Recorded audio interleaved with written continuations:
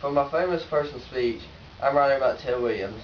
Williams is an American hero that I admired and heard about ever since I was a little kid. My papa played with Ted Williams whenever he was younger and told me many stories about him for years.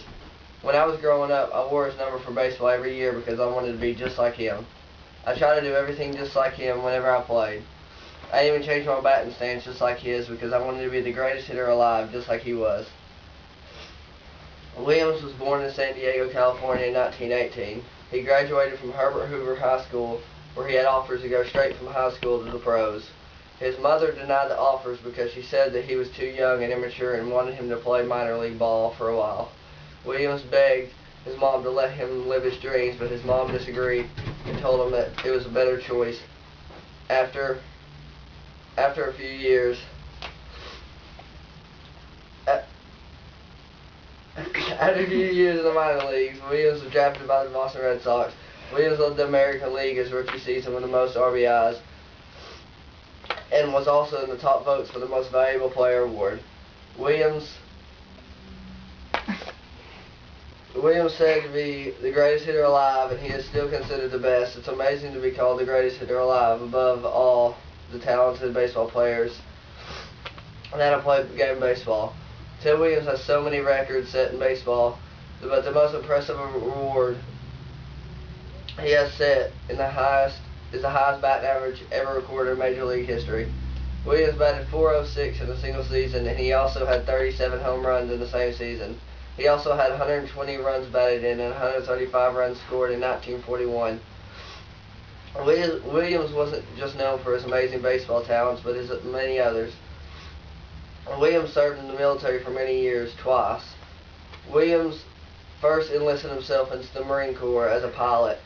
Williams was a proud American and he wanted to serve as a country. He was willing to put his life in front of the other people that he has never met before in his life.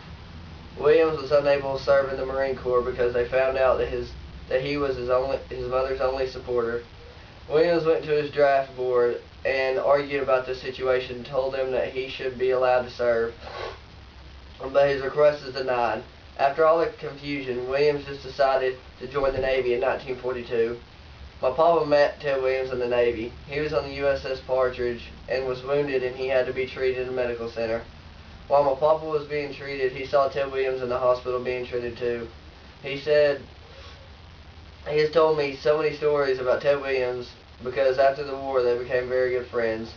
He was in the World War II with Williams too. They both served our country in the mid-1900s. During World War II, Williams was recalled from the reserves to fight in Korea in 1952.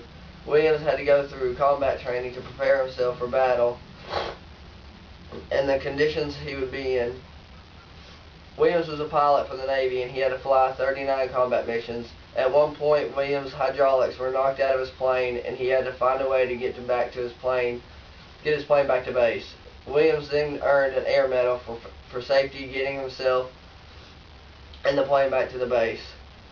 Ted Williams wasn't just a baseball player or a military man, he was a very polite gentleman, and there was very few that didn't like him.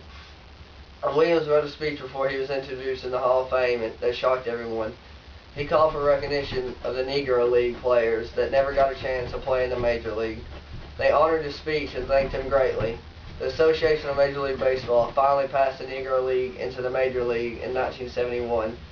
After retiring from the game that he loved, Williams managed the Washington Senators from 1969 to 1971 and continued to manage them until the team became the Texas Rangers in 1971. Williams was announced Manager of the Year after the 1969 season, leading the team to an 86-76 record in the season.